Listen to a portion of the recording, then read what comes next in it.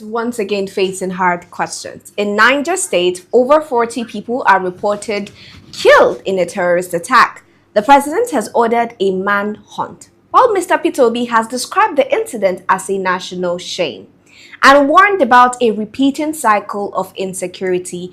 At the same time, a separate controversy is drawing public attention as Pastor Iginla calls on a church to publicly declare support for Pastor Chris Okafor in what many see as damage control ever since sexual allegations against Pastor Chris Okafor came on board.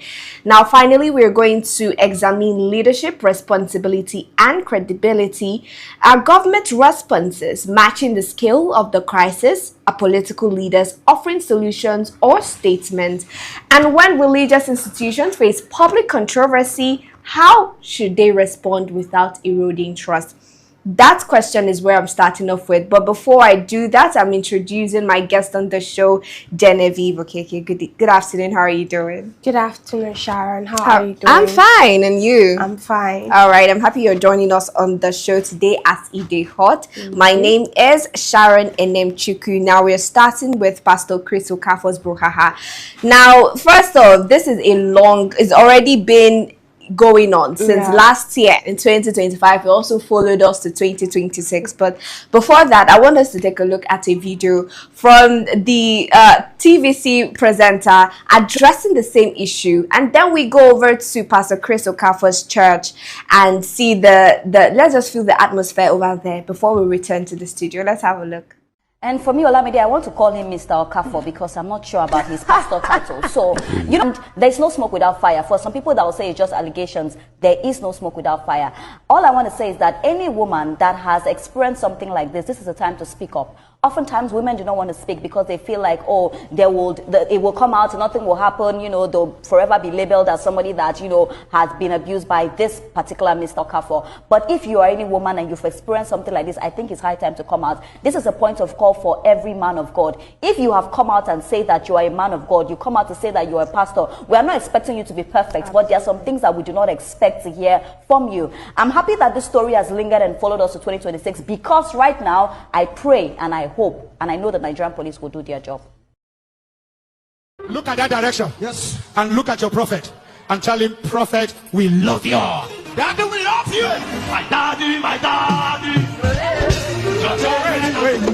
I want you to shout it. Let him hear it so that he knows he's not standing alone. 1, 2, go, shout it. Again. Are you ready now? You are going to dance when your prophet comes to take the mic. I want him to know he is coming into a place where the people are electrified. Are you ready? Give me that praise before he comes now.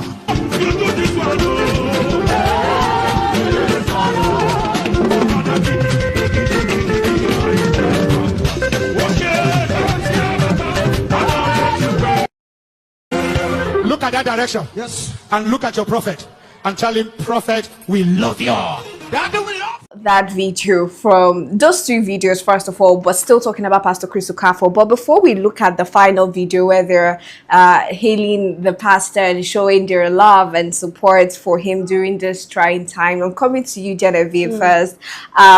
The fact that, right, a lot of people have also come out to say that, no, you're a pastor, we don't expect you to be a saint, but there are just certain things we don't expect to hear. Do you buy that as well, or what do you have to contribute, especially to that matter as regards how pastors carry themselves? To be a leader requires a lot of things. When you call yourself a pastor, you're equally a leader of the religious group. You're leading people to a belief. You're making them to understand. It's just like being a father to people. So of course there are certain things that are expectant of you. You may not be perfect because we are human beings, but there are things that when we hear it sounds very, very, very bad. It sounds annoying. It sounds intriguing, repulsive. So yes, repulsive. It's not nice to hear. So I feel like, of course, that statement is right. To whom honor is given, grace is required of. So if you are a pastor, you say you are coming out to lead a religious body, you have certain relegations and responsibilities on your shoulder.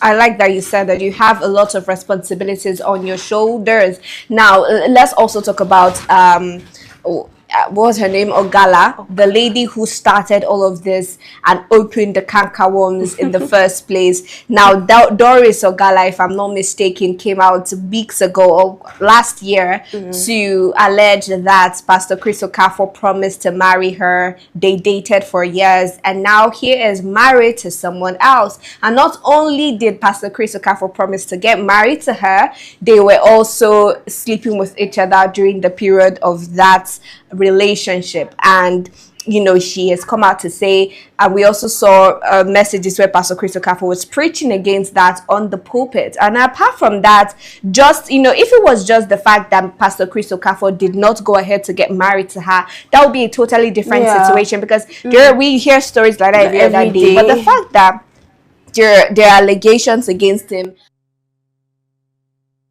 he slept with his daughters or he molested his daughters, really repulsive stuff.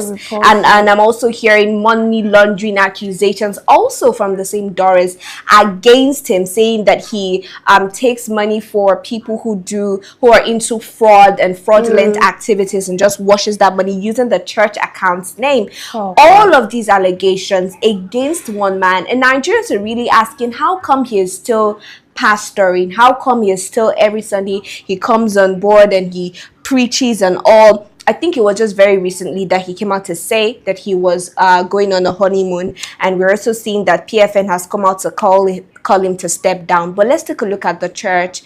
What was your what is your expectation, or you know, your expectation when you saw all of this from the PFN and also from Can and just the body that sees over the church? That is very true. Thank you for bringing up Can, because I remember, I think I just go outside context. I think there was a movie Miss Inedo acted, Dirty December. Yes, exactly. And Can body was so active, you know, saying the name is bad, is against the Christian conduct and verdict. And likewise, this situation, I haven't heard anything about the Can organization. I haven't heard if they have done anything about it. I haven't heard if they, you know, they have come up with any sanction or not. But what I'm expecting from them is, first of all, there should be a call to order. There should be, they should call the pastor, number one. They should call the pastor. They call him, they discuss, and also the person, the young woman that brings up this, I feel like there's supposed to be an evidence. Yes, I know that maybe your words is true, it could be true, but then again, there's supposed to be an evidence. There's supposed to be an evidence, because this is a huge allegation, especially the fact of him molesting his children. That is a very big you know, there's also another video that we saw where he brought up his daughter to the podium and asked her if he has molested her in the past or any of those sorts. That one is, and the girl said no, but people also pointed out her body language. It was not very, to be honest, a predator, if someone is a predator, they have power to control the host and use the host when they want to. So it's very, very possible for the man to tell the young lady that this is how you should do it. If you don't do it, this is what you're going to face. Nobody is seeing what is happening in the house. In closed doors. Exactly. But you know, this is not the first time we are seeing allegations against pastors like this. And I just think that the fact that Nigeria finds it, or we as a people, we find it so easy to move on from stories, has made allegations like this quite tricky. Because when you look at the presenter, when she was talking and saying any woman, any lady that has been molested in the past by Pastor Chris Okafor, it is time for you to speak up and speak out. But let's also talk about the system and the culture that has not encouraged these women to speak up and speak out in the past,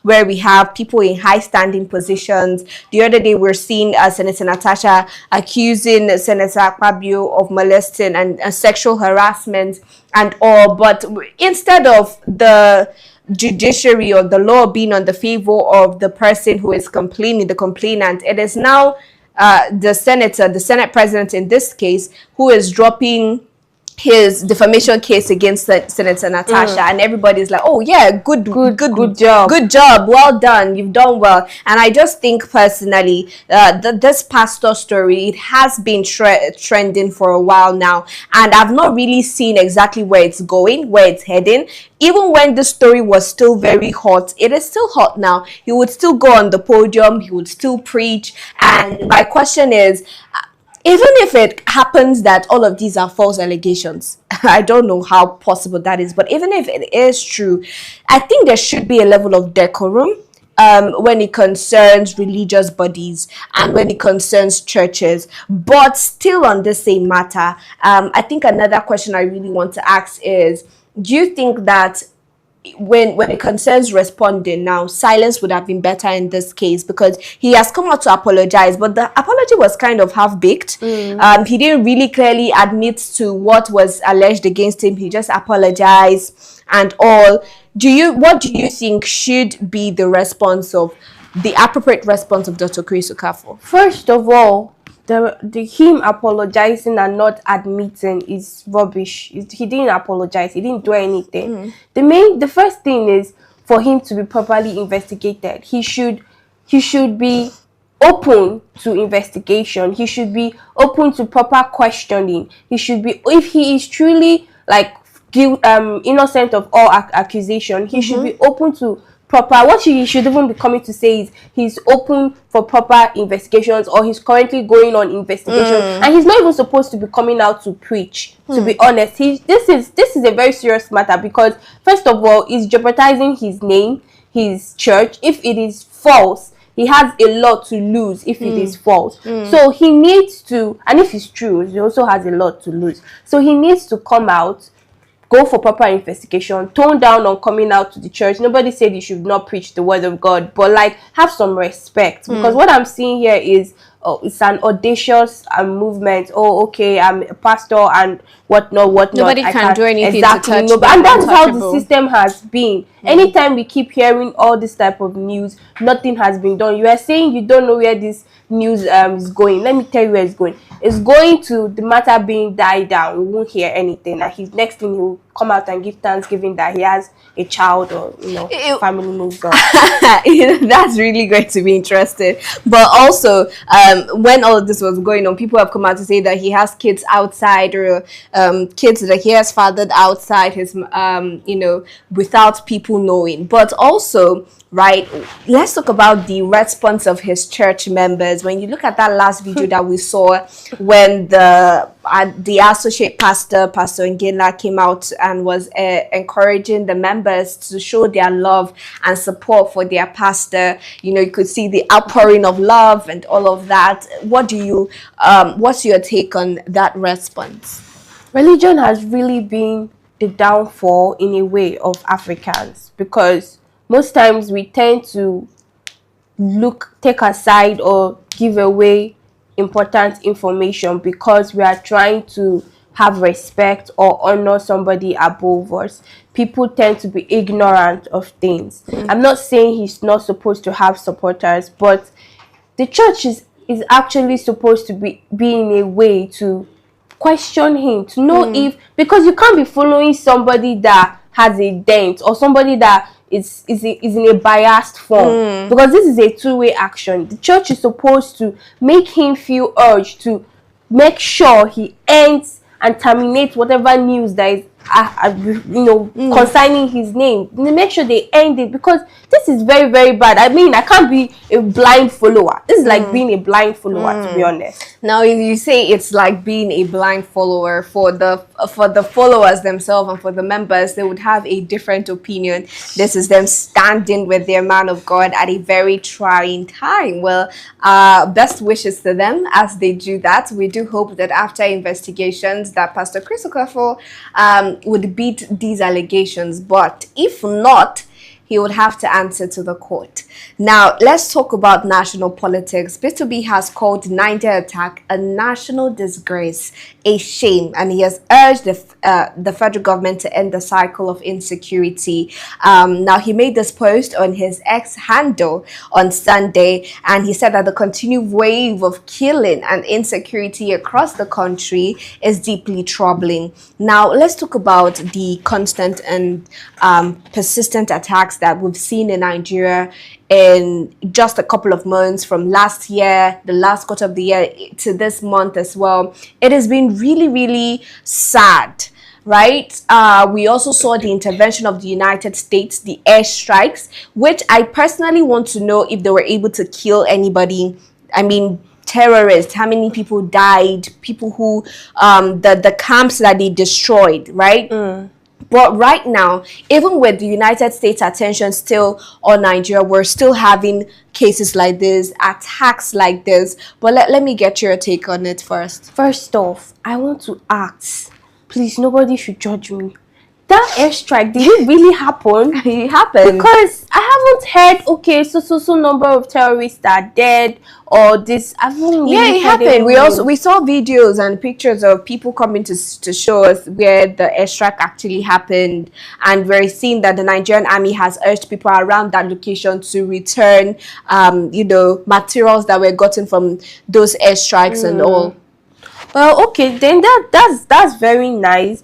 But then again, I read the story about this Niger Delta incident, and I must say I think it's the worst of it all, because, to be honest, I don't even think the government have the accurate number of people that died there. Number one, even the number of people that were abducted, I don't think they have accurate number, because it was quite terrifying. They even burnt down the marketplace, collected foods. It is very, very shameful and disgraceful that we are till 2026 we are still fighting and battling with insecurity, and yet our politicians are coming out to talk about 2027 election, and don't do politics, don't do that rubbish and nonsense. But the main issue that they're supposed to tackle, they are not tackling. At this point, it's even tiring to keep talking about this. It is tiring to keep talking, really tiring. but we need to, because you know, the fact that you said we brought it to 2026, it was never going to end in the first place, because they didn't tackle it. When? Yeah, they didn't tackle it in 2025. It was just rescue missions here and there, from the Kwara State to Kebbi and Niger as well.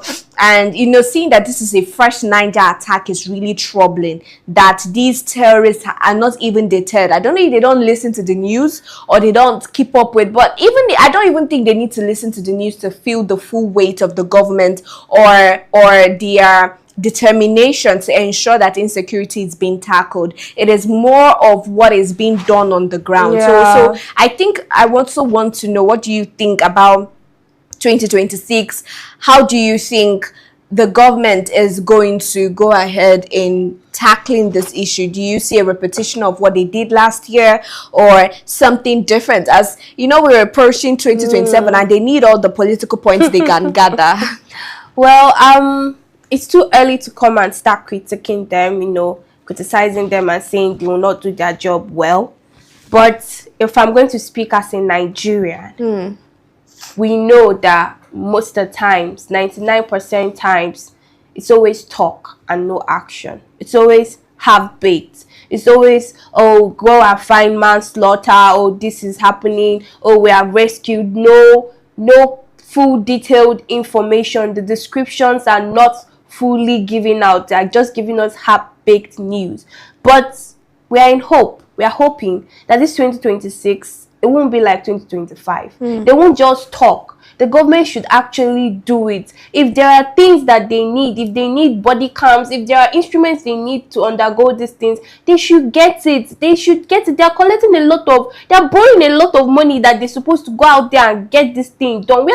I read the news and I saw that they said that security personnel were later deployed, meaning that security personnel were not even at that place when the incident happened. That was what they were stating in the news, and that is very bad. How can there be no security personnel or security agencies in the market square? Yes. I saw it in the news where they said that there was no security personnel allowed at that moment. It was when the incident was done that they deployed. This has always been a pattern where we hear about attacks, right? There's always, most of the times, we've not seen a situation whereby the security were ever present for them to have a sort of counter-attack. Exactly. We've never seen anything like that. The closest that we could have had was the Kebbi school attack, but the security agencies, the security personnel, they left just barely an hour before the attack. Why are they leaving? Exactly. So these are the questions that they need to ask. But we have a new chief of defense, minister of defense now. What are your expectations for him? Well, I've heard a lot about him.